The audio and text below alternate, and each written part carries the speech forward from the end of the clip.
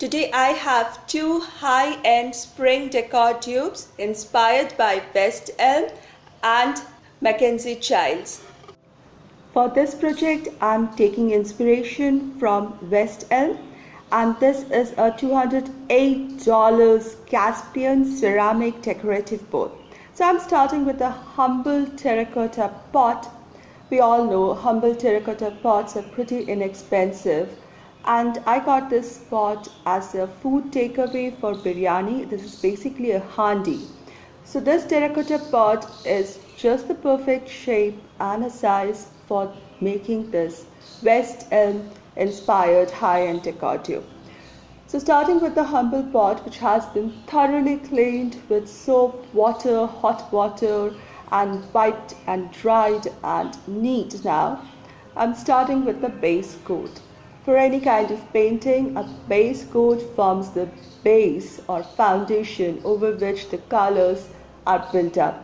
So I'm covering the whole thing with a thick white paint. If you want to thicken up your paint, you can add something like talcum powder or even baking powder to just thicken up the paint so that it makes the surface smooth and ready for the next layer of paint.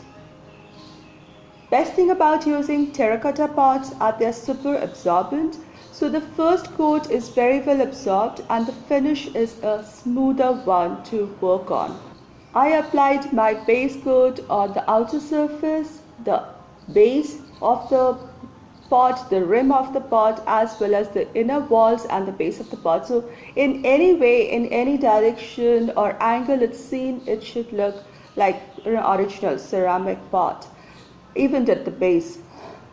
So once it's dry, it's ready for the next coat, and I'm using something like a deeper indigo blue color for this. I even added a bit of gray to my blue to give that deeper denim kind of color here. At this I'm applying a full coat all over my pot again, totally covering it up. I'll let this thing dry. Now comes the final or the third top coat, which is a lighter denim color, a lighter shade of blue. I just added some blue color to my white to get this, and I'm using brush.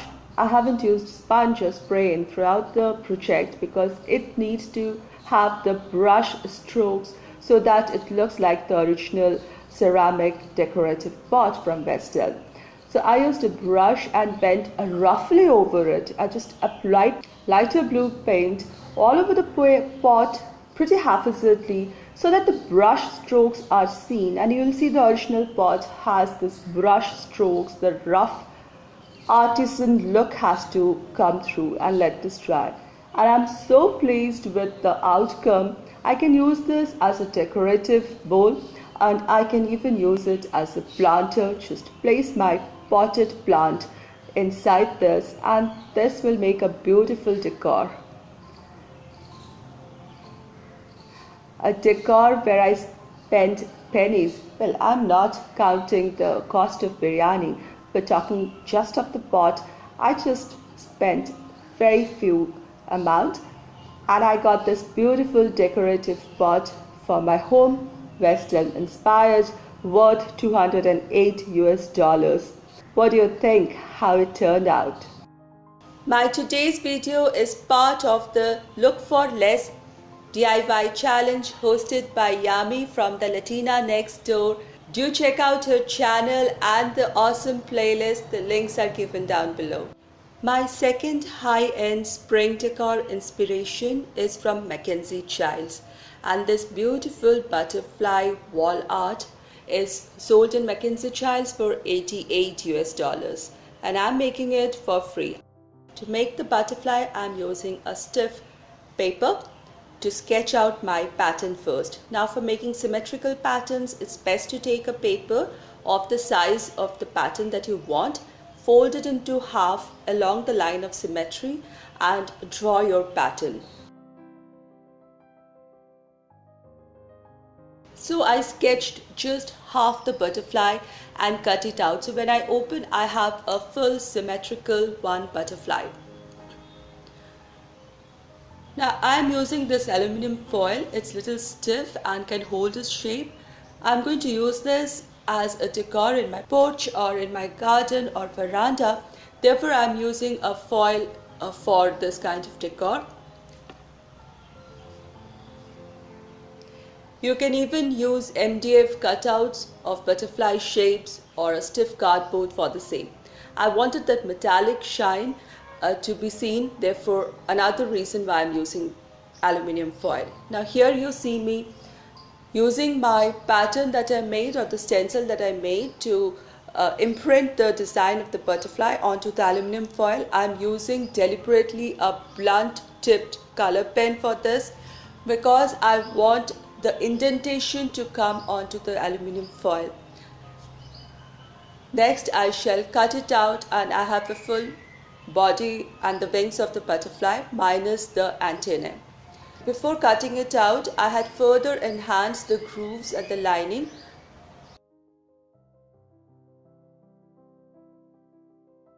So you see now, when I turn it over, the imprints that I made before cutting are slightly elevated and more prominent now. Next, I'm taking some copper color. I wanted to take copper color, but one can definitely go for gold. And I'm just painting the outlines of the wings and the body, and of course the full head of the butterfly, and let this thing dry.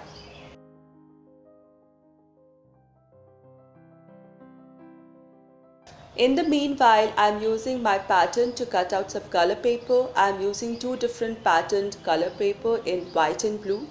They are distinctly different patterns. Mackenzie Childs has used the same pattern for both the pairs of wings, but I wanted the two pairs of wings to look distinct, and therefore I used two different patterns of paper, but it's totally up to your choice. For cutting the wings pattern, I'm cutting slightly inside the wings of the sketched butterfly, slightly inside, all around, so that a little bit of copper edging is seen through as if it's gilded. Next, I'm using this pattern to cut out wings from two different patterns of paper. I'm folding my paper, placing my pattern on it, and then cutting it out all together such that I get one pair of upper wings or one pair of lower wings from each pattern paper, and they are of the left side and the right side. Now that is something one must be careful while cutting. So here I have the lower pairs of wings and the upper pairs of wings.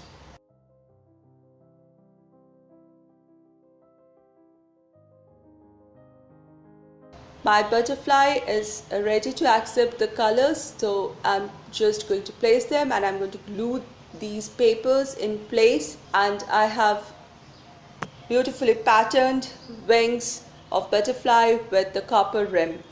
Next, for the antennae, I was thinking of looking for a wire in copper, or just paint any thick wire in copper color, but it came to my mind that I can use the rim of my aluminum foil, which is already rolled, to behave like a wire. So I'm cutting this rolled portion out, pressing the free edges. Now one has to be really careful. Please don't cut your fingers while doing this craft.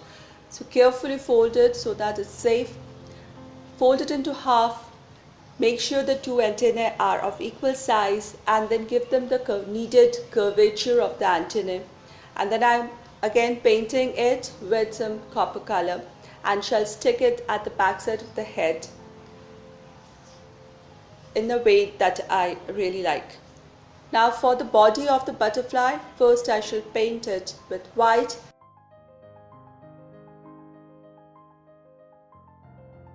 Then do some detailing with the blue color. I'm very happy with my butterfly. All I have to do is attach a little picture frame hooks at the back side of the butterfly, and they are ready for the wall decor. I did not spend anything compared to $88 of Mackenzie Childs. Do let me know what was your favorite in today's video, and will you recreate something like that?